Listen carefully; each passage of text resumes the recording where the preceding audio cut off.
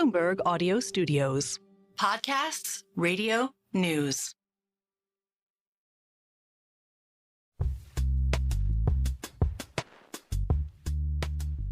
Hi, everyone. Welcome to The Deal. I'm your host, Jason Kelly, alongside my partner, Alex Rodriguez. Alex, we're going to talk to my friend Xavier Gutierrez, who I guarantee is going to be your friend after this. You guys have a lot of overlap, like a lot of business interests, a lot of ambition.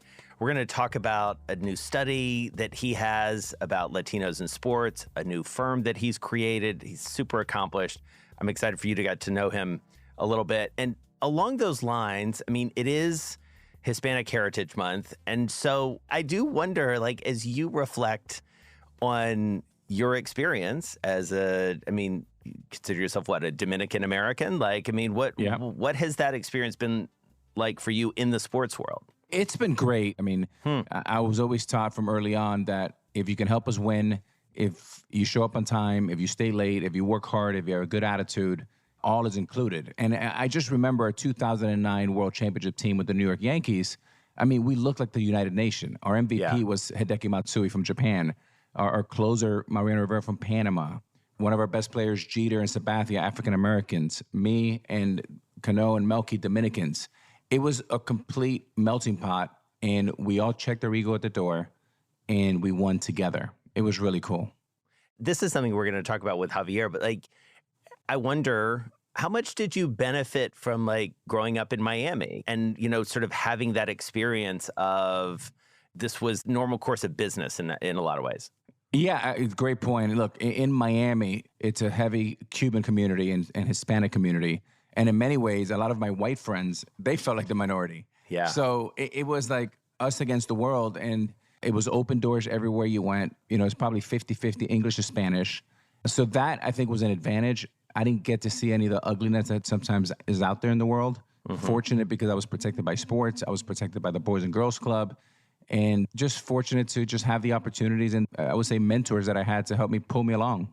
All right, speaking of Boys and Girls Club, serious FOMO I've got going on because by the time everyone hears this, you will have been to the most baller event, not just a baller event in my hometown of Atlanta. You're killing me on this.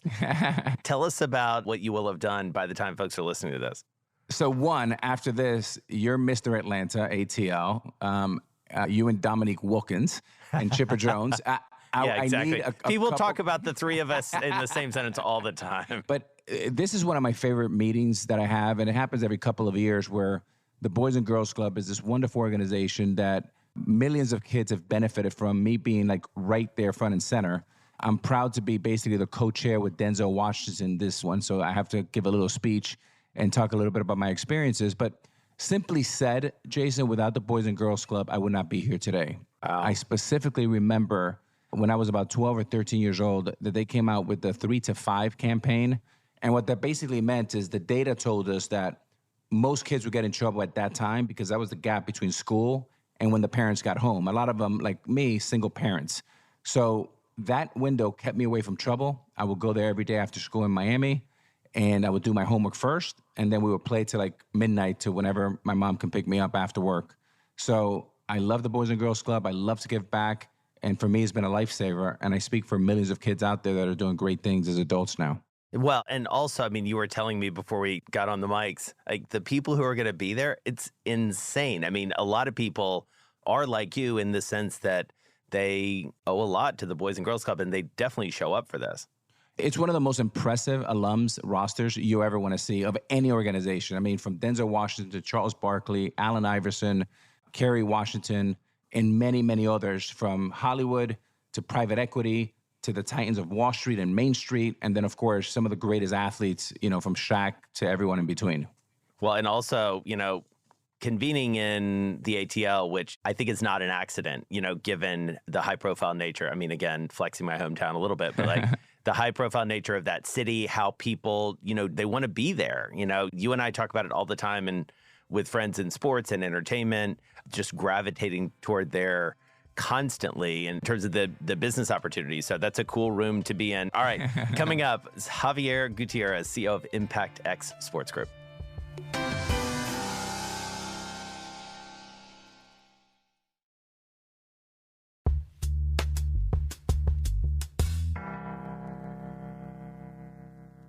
All right, welcome back to The Deal. Always a pleasure to have a good friend, not just on the show, but actually physically next to me. So what we do is we have the guests introduce themselves. So please tell us who you are and what you do. Fantastic, Jason. Alex, thanks for having me. Xavier Gutierrez. I am the chairman and CEO of ImpactX Sports, which is a new private investment and advisory firm in the global sports industry. I was previously the president, CEO, and alternate governor of the Arizona Coyotes as the first Latino CEO in the history of the NHL. I have a 30-year career in private equity, and I'm sure we'll get into that.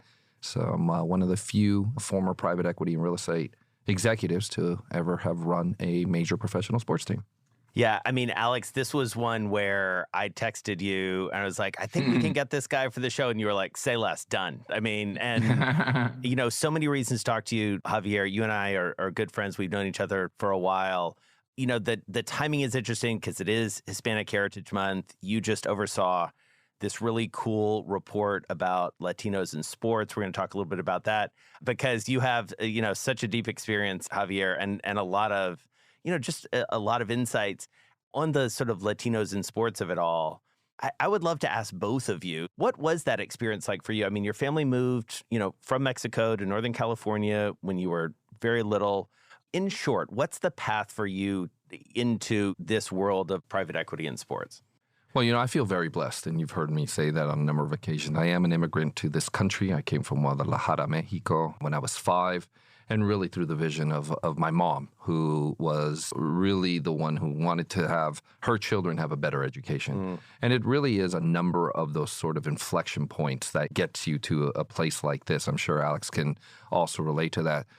There are door openers in your life, and it started with my mother opening this door into this country, saying, this is where you're going to have a better life. This is where you're going to have a better path to whatever success you want to achieve. As you know, I've had great fortune to go to great schools, and that's where the door openers continue. And I think I've shared this story that I interned when I was at Harvard undergrad with the youngest mayor in the U.S. because I thought I wanted to be an elected official. I thought that's going to be the path. After I did this internship where I brought In-N-Out Burgers as headquarters back to Baldwin Park, California, by the way. Who was the mayor? It was Fidel Vargas, who now runs the Hispanic Scholarship Fund, actually. He was the one who said, no, you need to go to Wall Street. You need to learn about capital. You need to bring investment back into the communities in which we all grew up because of the importance of capital and investment in business to our communities. I knew nothing about stocks. I knew nothing about bonds. That wasn't a conversation we had at our kitchen table. It was exactly where I should be. I love deal making. I've had a long career in real estate, private equity, and corporate private equity. Banking, as you know, I owned the largest Latino bank in California for a long time. So this was a world that I truly embraced. But through it all was this, through line of how do I use my platform and my voice to do for others, to really embrace that opportunity to make a difference and make an impact. And one of those impacts that I wanted to do was obviously using this powerful voice of sports. Right. And we talked about that. So I know Alex has an incredible personal history as well. I've followed it for many years, and it's very similar, using our voices to really make a difference in so many settings. And also, Alex, a mom opening the door, right? I mean, that clearly was the same case for you. Yeah. Yeah, Jason, as I hear Xavier, I'm getting goosebumps because it's such a beautiful story and such a role model for millions and millions of Latinos, both men and women. But for me, this is what makes this country the greatest country in the world is we're very similar, but yet we had different paths to how we got here. I did not go to Harvard or Stanford Law. I kind of went through the school of hard knocks, but I've had incredible mentors from George Steinbrenner to Robert Kraft, Jerry Jones, Jerry Reinsdorf, and I've been really blessed that they've mentored me. And now I think Xavier and I sit in a position where it's our job and responsibility, not just to go in the boardroom, but to leave that boardroom open for others to come in behind us. And so, Xavier, talk to us. I mean, let's get into some of those boardrooms because, you have a career in private equity and banking, but, let's talk about your sports career because you work at the NFL as a younger man. You're still a young man. I say that very conscious that we're the exact same age and just slightly older than Alex. But, you work in the NFL, but then you go into private equity world. You come back into sports world in a very meaningful way as the CEO of the Coyotes. There's a whole story. There's That's a separate story. That's a yes. separate story. But like, what's the takeaway? I mean, what's the thing that you take from that? Candidly, I mean, turbulent experience of being with the team. The franchise now resides in Utah, but clearly that puts you on a very distinct path to where you are now. What are the one or two things that you're like, okay, this is what I take from this? Sure. Well, definitely a lot of lessons from the Coyotes experience. And I'll share a couple things. I think those players are going to do incredibly well. I think Utah's going to be an incredible market. The takeaway I have is first and foremost that sports is a very serious business. It's a very institutional business.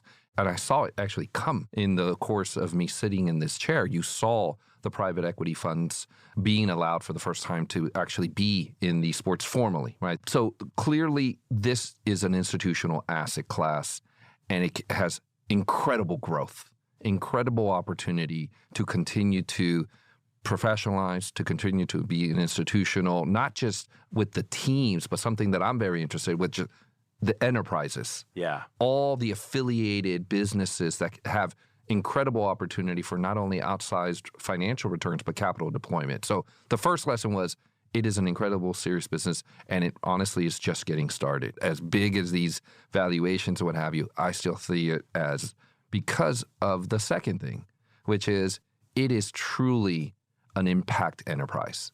When you think about the impact of it on commerce, on culture, on community, I took over in the middle of COVID. I saw what happens when you don't have sports in terms of the driver of economic activity that no longer occurred. You also saw the impact it had on culture.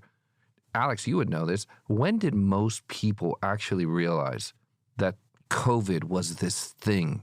It was when sports stopped. Even the casual person was like, wait, there's no sports, there's no sports center, there's no NBA, NHL, like what is going on? And I think it just, again, showed you the cultural influence, but then also the impact it had in bringing the community together. One of the takeaways I had is I really felt that we accomplished that in terms of embracing the Coyotes as a community asset. Our arena, it was a testing site, it was a vaccination site, it was a voting booth. We did a blood drive, a food drive, a clothing drive. We did everything to say we are here for you as a community. And we were the first to bring people back into an indoor arena using clear. We had, social distancing. So it's a serious business. It is an impact enterprise. And that's why, people have asked me, am I going to go back into private equity? I said, yeah, through sports. Right. I want to continue the opportunities that you're seeing, not just with teams, but also with these enterprises. I'm really, really interested in what's next for Javier. What's this private equity around sports? And I do agree that there's so many businesses, I call it an octopus of opportunities around the moat of sport, where 20, 30 years ago, that's all people looked at. But today, it is a holding company. And there's all type of different silos where as an investor, you can deploy capital. If you have some patience and you have 10, 15 years, you could be surprised of the type of returns, and is not correlated to the markets, which is another part that, great investors like. Sure. Well, I sort of tried to take the summer off. It's a little warm in Arizona during the summer, so you try to kind of get out of the desert and spend time with my wife Jerica, my son Javi, who's a junior in high school, and he did summer schools at your alma mater there at Georgetown, and amongst other things. And really what started happening was these institutional investors started giving me a call and saying, what would you like to do? We want to deploy capital. What's your interest? And that's new. Not to interrupt. That's new. Yes, right. it is. I mean, you've seen, and Alex, you've seen it as well. Like that is not the story of even 5 years ago. I don't think, was it? No, it's not. That's why I'm saying while I sat in this chair, all of a sudden, these conversations started to come to me, and you know this as I'm one of the few private equity real estate guys who also ran a team, right? There's plenty that have owned a team, but who's ran a team. So I understand sort of the ebb and flow and the operational and by the way, the opportunities that exist. And so they started, kind of reaching out. And what I thought about was, listen, I'd like to partner with you. I'd like to take your capital, but I want to do it in a very different way. I don't want to just be an investor. I want to be a partner and a solutions provider to these leagues and to these teams, and to say, where are the opportunities? Where are the growth ventures that you honestly probably don't want to deploy capital, or also don't have the operational execution. I had someone from actually the NHL league office come to me and says, part of the challenge with you private equity guys is you come in, you have great ideas. Some of them we can do. We don't have the rights, but great ideas. You drop a check and then you leave. And we say, great, who's going to do any of that? Because we're trying to just keep the train on the tracks. Yeah. And it's true. In my role, 90% of my time was keep the train on the tracks. And yet there's all these strategic opportunities. And so sort of the value creation strategy that I'm trying to execute potentially in these partnerships with both the capital guys as well as with the teams in the leagues is to say, let's optimize real estate.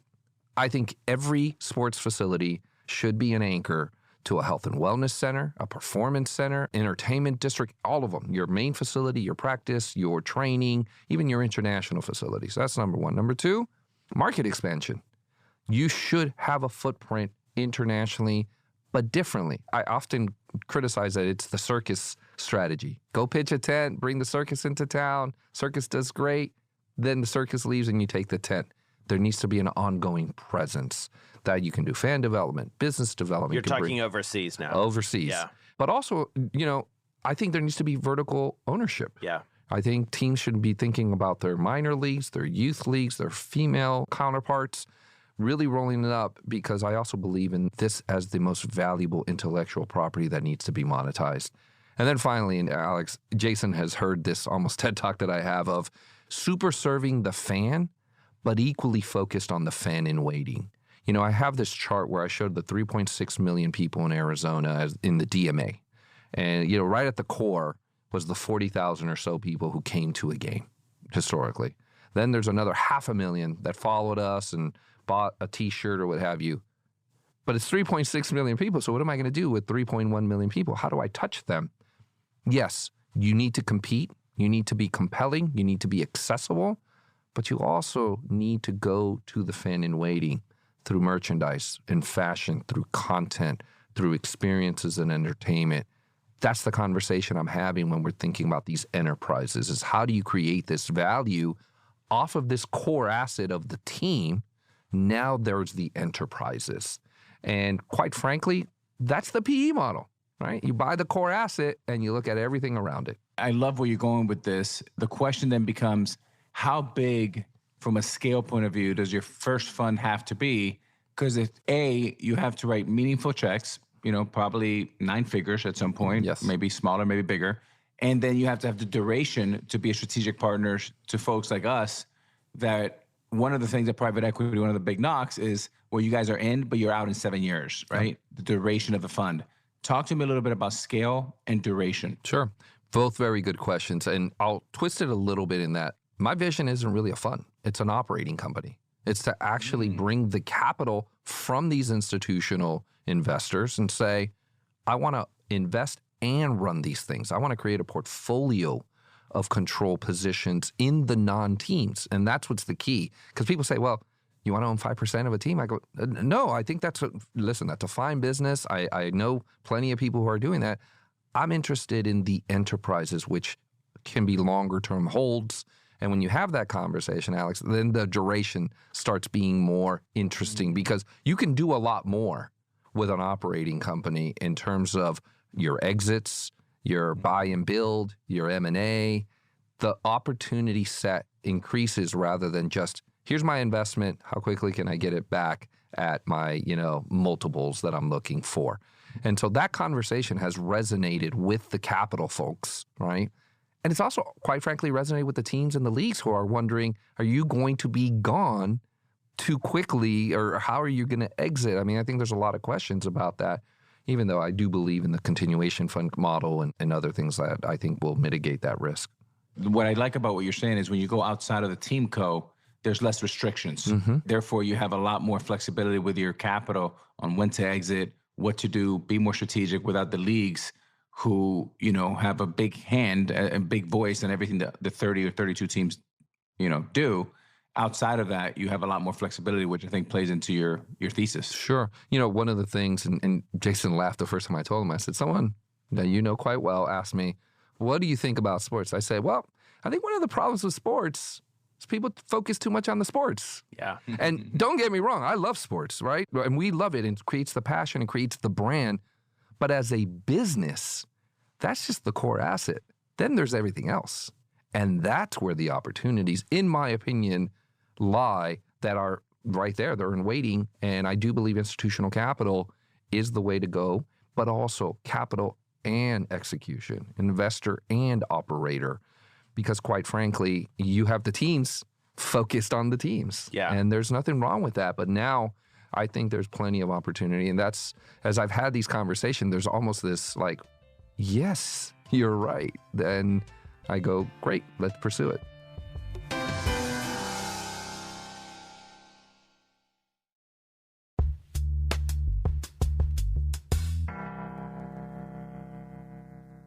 All right, let's talk about Latinos in sports. Again, you and I have been talking about this for a number of years. Javier, tell us about the genesis of this project. This is a Latinos in sports study that you did in partnership with Nielson.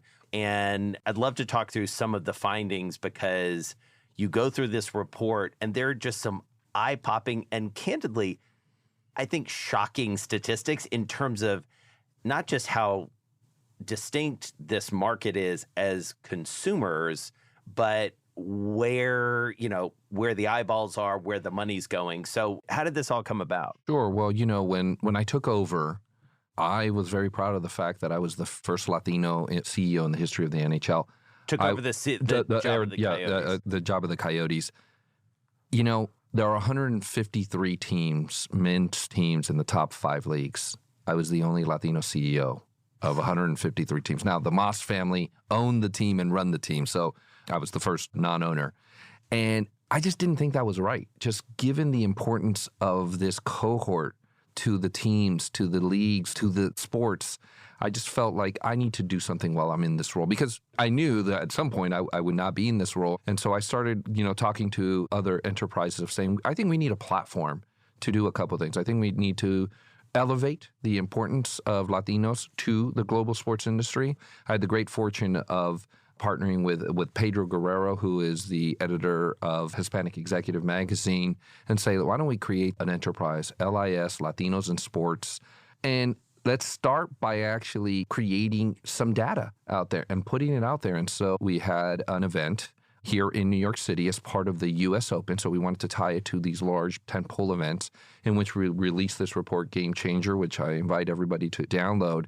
And major takeaways. The first, obviously, unmatched enthusiasm for Latino fans and a couple of non-traditional sports you would think, right? So 31% more likely to be avid WNBA fans. Okay. Right? Very interesting. Take note, Minnesota Lynx. Yeah, absolutely. Noted. Yeah. Notably younger. Obviously, this is a very young cohort. And I'll say 2 statistics on that, right? 72% of Latino fans are Gen Z or millennial compared to 50% of the general market. But also the most common age of this community, right? The largest segment is 14. The general population, 59. What? Yes. So that's census data. So if you look at the Latino community, the largest sort of segment is age 14. Wow. And the largest segment of the general population, 59. So if you're a consumer company, like sports, these are right now your targets to not only get them in the fold today, but to actually have them in the fold for many years to come. Digital first, 100%. This is an issue that I think really resonates in sports. When you think about Latino fans, they're 38% more likely to use TikTok for sports news and consumption. So when we're talking about the methods of reaching this incredibly young cohort that's very digitally savvy, you have to start thinking about these other, means. Alex knows that from the fans who live in his household. TikTokers who have the last name Rodriguez. Absolutely. I have seen that, actually. We all have. Yeah. And, but most importantly, we've seen Alex on TikTok doing the dances. Yeah, it's just quite embarrassing. And that's really what we're here for, aren't we, Alex? Absolutely. You need to put a link to that. You got to put a link to that one right there. And then sitting in the chair that I did in terms of CEO, you want to know, okay, so but how do we monetize this? What does this mean for revenue? And this was the statistic that got me, right? Latino fans, 11% more likely to purchase a brand after experiencing a sponsor message. and 20% more likely to engage in live betting, 39% more likely than the general population to recommend a sponsor. So this is actionable. This isn't just, hey, they're young, they're on social media, they're digital. It's like, no, they are fans, they are young, they are digitally savvy, and they buy.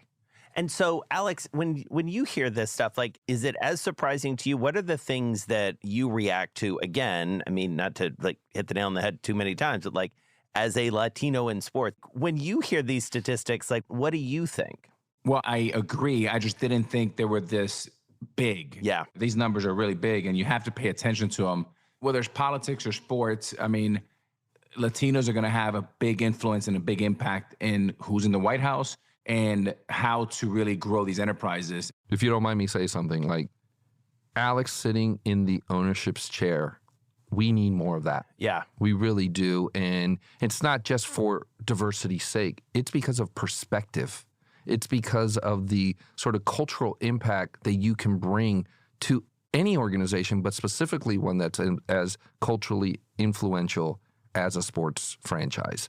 And that's part of this entire conversation is, listen, there are incredible individuals out there that certainly should be in sports that have the financial means, but also have these different backgrounds and perspectives. And again, for me, it's about decision-making. What is the right decision-making tree? And when you have different perspectives, whether they're professional diversity, ethnic, gender, international, I think all that makes for better business decision-making. One of the things I wanted to make sure, though, and you've heard me say this isn't just about Latinos talking to Latinos. Right. We need non-Latino decision makers to be in the room. I was blessed to be the person that could decide certain things in the role that I was with the Coyotes. So I said, I want to start the first diverse coaches internship program. Mm-hmm. And the way I did it, I just invited 2 African-American coach, well, one's Canadian and the other one was from DC. And I asked my French-Canadian coach and my Canadian GM, can they just be part of our rookie camp? Mm-hmm. And 10 days later, what happened? We hired one of them full-time. And the other one, we recommended to USA Hockey. And now he's the head coach of the first HBCU hockey team. Right. And I remember my coach coming up to me and saying, we would have never known them. We would have never realized how talented coaches they were. And what he appreciated is like, I didn't force him to do it. I just invited them. And that's the thing, putting people in the room and having voices in the room. And so, Alex, I want here for me to publicly applaud you for embracing the role of being an owner. I'm very, very proud of the fact that you're there. And I know that you're using your voice to just say, hey, there's other opportunities that we, not only as a team, but as a league and as a sport, should be embracing. So you make us all incredibly proud. Yeah. Thank you, Javier. That means a lot coming from you. We have a very, very smart audience that listens to the show. And I want to kind of, as you talk, I said, boy, I wish I was 15 years old listening to you. So I'm going to move it forward a little bit.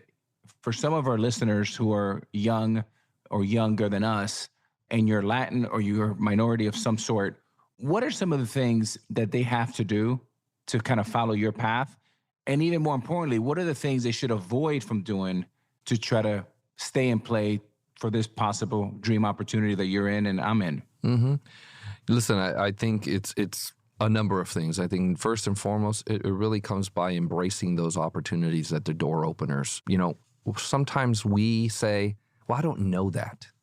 And I don't want to fail, or I'm embarrassed about it. And it's hard.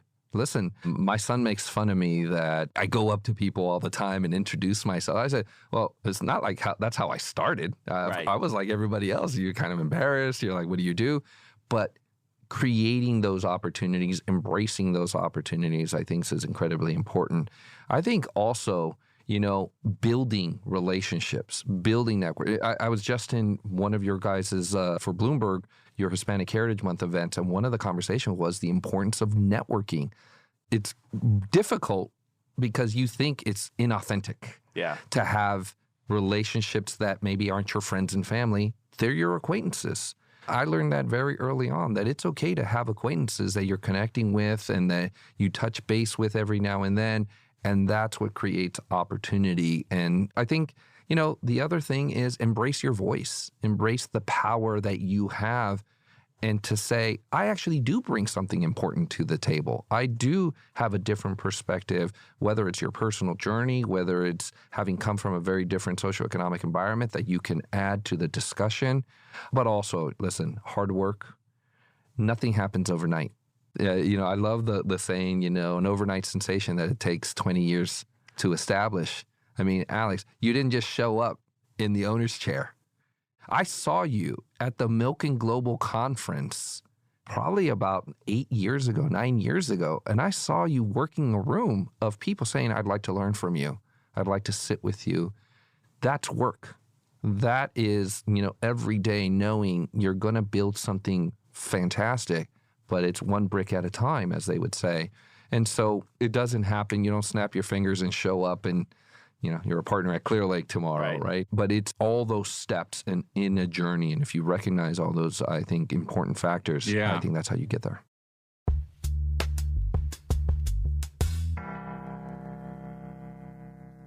All right, so we're going to wrap this with our lightning round, rapid fire round. So we're going to bounce back and forth, Alex and I. All right, what's the best piece of advice you've ever received on deal making or business?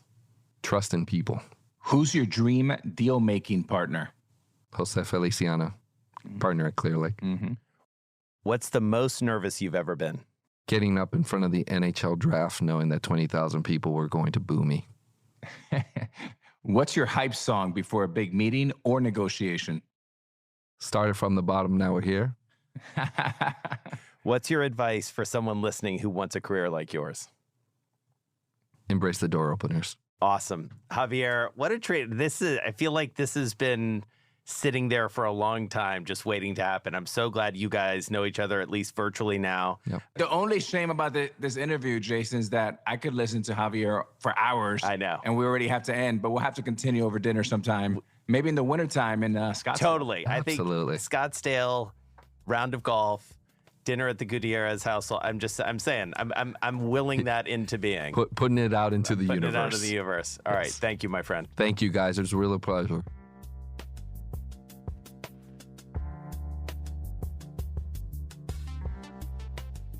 The Deal is hosted by Alex Rodriguez and me, Jason Kelly.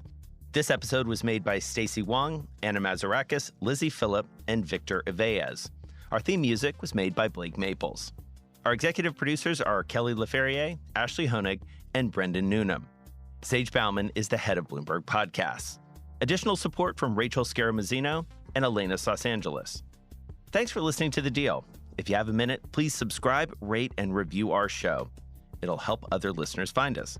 And remember, if you're a Bloomberg subscriber, you can listen to all of our episodes absolutely ad-free on Apple Podcasts. All you need to do is find the Bloomberg channel and connect your Bloomberg account. I'm Jason Kelly. See you next week.